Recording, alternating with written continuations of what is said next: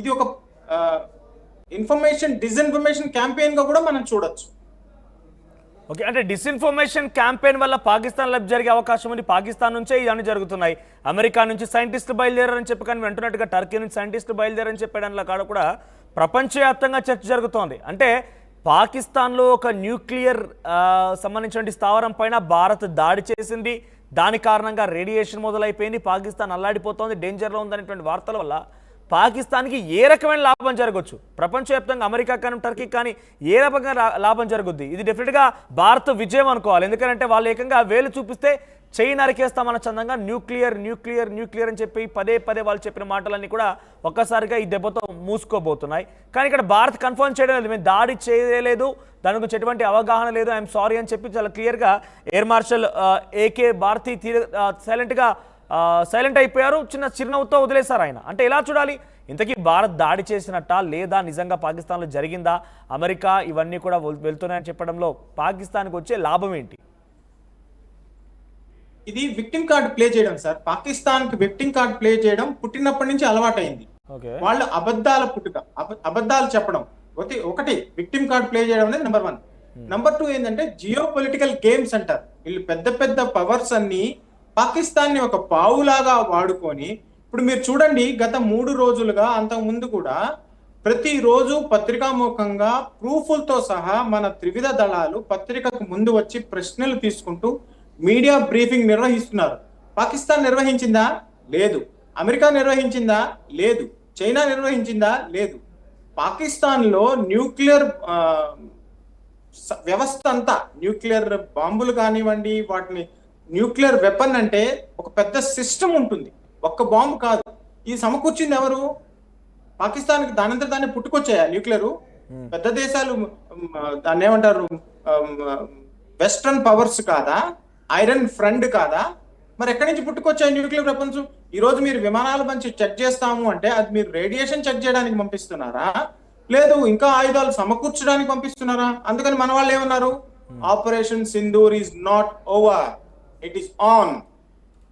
Right. అదే ఇప్పుడు అటువైపు నుంచి పాకిస్తాన్కి సంబంధించినటువంటి ఒక ఆఫీసర్ ఏమంటున్నారంటే, India is playing the new art of war అని అంటున్నారు. అంటే పదే పదే మీడియా బ్రీఫ్ చేయడం కానివ్వండి, అన్నీ చేయడం కూడా the new art of war అని చెప్పే పదాన్ని వాడుతున్నారు. అంటే వాట్ ఈస్ దీని అర్థం ఏం చేసుకోవాలి?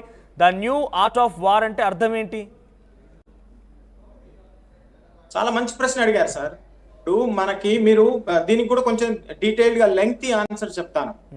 CDS chief of defence staff ఏర్పడిన తర్వాత భారతదేశంలో జరిగిన మొట్టమొదటి యుద్ధం, దీని యుద్ధం కూడా అనలేము ఎందుకంటే లిమిటెడ్ కాన్ఫ్లిక్ట్ అంటాం. 3 రకాలు ఉంటాయి కదా, limited war, local war, limited conflict and total war. So మనం ఏం చేసాం, ఊరికి సర్జికల్ స్ట్రైక్ చేసాం, పుల్వామాకి ఏం చేసాం, బాలకోట్ స్ట్రైక్ చేసాం. ఇప్పుడు పహల్గామ్కి ఏమైంది, వాళ్ళ శత్రు స్థావరాలను ముంచేసాం. మన ఫైట్ తీవ్రవాదులతో, పాకిస్తాన్ దేశంతో కాదు, పాకిస్తాన్ మిలిటరీతో కాదు. మీరు తీవ్రవాదుల దాడులు చేయొద్దు, మా అమాయకమైన పనులు, మన తెలుగు తేజాలు విహారయాత్రకు వెళ్ళి కావలి వాళ్ళు, సత్యవేడ్ జిల్లా అతను మురళీ నాయక్ అమాయకుల్ని చంపేయాలి. సోల్జర్ కానీ ఒక భారతీయ పౌరులు కానీ వాళ్ళ దేశంలో స్వచ్ఛందంగా తిరుగుతున్నారు. పాకిస్తాన్ లో తిరగడానికి ఏముందండి? పాకిస్తాన్ పర్యాటక బిజినెస్ ఎంత ఉంది, ఎయిర్లైన్ బిజినెస్ ఉంది. మన దేశం అలా కాదు కదా, మన యుద్ధం ఒకటే చేయలేము. కాబట్టి మన దగ్గర చాలా పెద్ద బాధ్యతలు ఉన్నాయి. వీళ్ళు చేసే పని ఏంది? దానికి మనం ఏం చేసాం, మన వార్ డాక్ట్రిన్ అని చెప్పాం, యుద్ధ తంత్రం. యుద్ధ తంత్రం అంటే ఏంది? ప్రధానమంత్రి మోదీ గారు ఏం చెప్పారు హిందీలో, ఓ గోలీ ఫేంకేంగే హమ్ గోలా ఫేంకేంగే, ఓ గోలీ మారేగా తో హమ్ గోలా మారేంగే. గోలీ అంటే ఏంది? బుల్లెట్. గోలా అంటే ఏంది? మిసైల్. సో కాబట్టి మీరు తీవ్రవాదులు పంపించారా, తీవ్రవాదుల్ని తుదముట్టిస్తాం. తీవ్రవాదుల్ని పంపించారా, తీవ్రవాద స్థావరాలను తుదముట్టిస్తాం.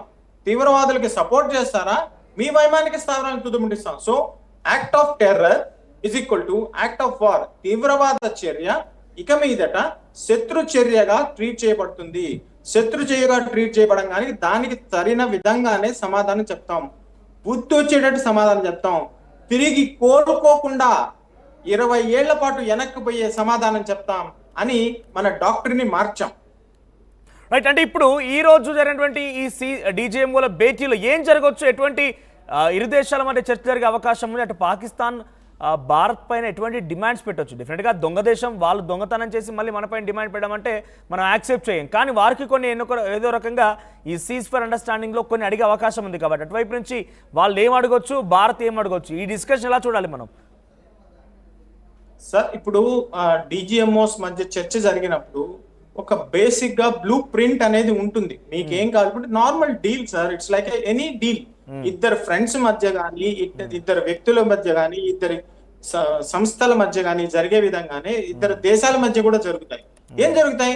ఏంటి మీరు చేసే పని? మీకేమైనా అర్థం ఉందా? మీ జనాభా మీదన్నా మీకు గౌరవం ఉందా? మీ జనాభా మీద మీకు శ్రద్ధ ఉందా?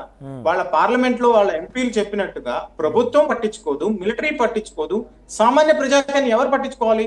మన డిజిఎం ఏమంటారు? మా దేశం 11 రెట్లు పెద్దది మీకన్నా, మా విమాన బడ్జెట్ చూడండి, మా టూరిస్ట్ బడ్జెట్ చూడండి, మా ఎడ్యుకేషన్ బడ్జెట్ చూడండి, మా ఇన్నోవేషన్ చూడండి, మేక్ ఇన్ ఇండియా. వాళ్ళ దగ్గర ఏముంది? మేక్ ఇన్ పాకిస్తాన్ ఏముంది? టెర్రరిజం తప్ప.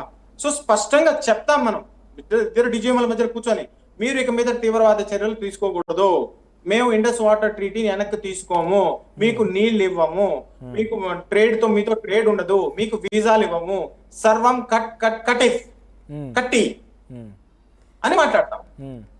కానీ ఉగ్రవాదులు ఉన్నారు కదా, ఇంకా అక్కడ ఉగ్రవాద స్థావరాలు ఉన్నాయి, ఉగ్రవాదులు ఉన్నారు, ఇంకెంతో కొంత మన దగ్గర అలజడి సృష్టించే విధంగా కూడా వాళ్ళు చేయబోతున్నారు.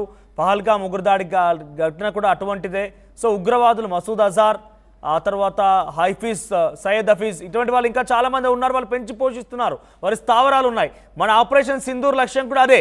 కానీ వాళ్ళని మట్టు పెట్టకుండా, ఉగ్ర స్థావరాలని కిల్ చేయకుండా, ఉగ్రవాదాన్ని మనం అంతమొందించకుండా, ఉగ్రవాదాన్ని లేకుండా చేయకుండా సీజ్ ఫైర్ అండర్స్టాండింగ్ అంటే సరిపోతుందా?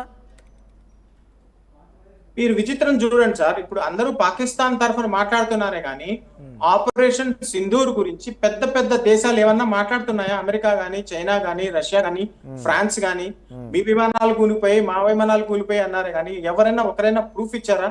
మనం ఈ రోజు జరిగిన మీడియా బ్రీఫింగ్ లో ప్రూఫ్లతో సహా చూపించాం. మొత్తం బ్రీఫింగ్ చూడండి, ఈ రోజు బ్రీఫింగ్, నిన్న బ్రీఫింగ్. కాబట్టి ఏం చేస్తున్నాయి వీళ్ళందరూ? విక్టిమ్ కార్డ్ ప్లే చేస్తున్న పాకిస్తాన్ తో మీరు ఊహించగలరా? 1971 వారిలో కూడా పాకిస్తాన్ గెలిచిందని చెప్పుకుంది, వాళ్ళ పుస్తకాల్లో రాసుకున్నారు. నిన్న నేను ట్విట్టర్ లో చూస్తున్నాను, థ్రెడ్స్ లో చూస్తాను, పట్నా పోర్ట్ ని ముంచేసామని.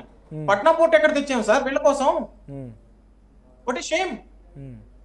స్టిల్ టుడే పాకిస్తాన్ ప్రధానమంత్రి ఏమంటున్నారు తెలుసా? రఫేల్ యుద్ధ విమానాలను మేము పేల్చేసాం, భారత్ వైపుగా గుస్కే మారే అంటున్నాడు. అక్కడ ఒక మంత్రి అతలో తరారని చెప్పి అక్కడ పాకిస్తాన్ ఉన్నటువంటి ఇన్ఫర్మేషన్ మినిస్టర్ గుస్కే మారేంగే అంటున్నాడు. ఆల్రెడీ మేము చొరబడిపోయి దాడులు చేశామంటున్నాడు. సో ఇంకొక వ్యక్తి ఏమో ఏకంగా అక్కడ పెద్ద ఎత్తున సంబరాలు జరుపుకుంటున్నారు. మీరు నమ్మరు, పాకిస్తాన్ క్రికెట్ షాహిద్ అఫ్రిది ఏకంగా ర్యాలీలు తీస్తున్నారు మేము గెలిచామని చెప్పి.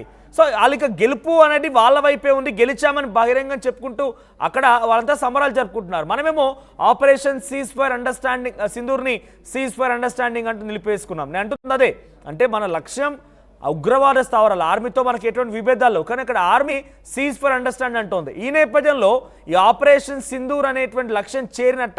ఒకవేళ కనుక చేరలేదనుకుంటే కనుక పాకిస్తాన్ వాళ్ళ దగ్గర ఉన్నటువంటి ఉగ్రవాదులని మనకు అప్పగించవచ్చా? మన పీఓకే దగ్గర ఉన్నటువంటి ఆ ఉగ్రవాద స్థావరాలు తీసేయొచ్చా?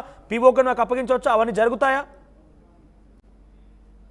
తప్పకుండా జరుగుతాయి సార్, తప్పకుండా జరుగుతాయి. మనం ఆర్టికల్ 370 ముందు కూడా అలే అన్నాం, పాకిస్తాన్ ఒప్పుకోదు ఏ రోజు కూడా ఆర్టికల్ 370 తీయడానికి. వాళ్ళేందండి ఒప్పుకునేది? మా దేశం, మా ఇష్టం. పిఓకే ఏంది? పాకిస్తాన్ ఆక్యుపైడ్, మీరేంది ఇచ్చేది? మేము తీసేసుకుంటాం, మా దేశం ఇది, మా పార్ట్ ఆఫ్ ది కంట్రీ. మీరు ఇచ్చేది ఏంది? బాడీ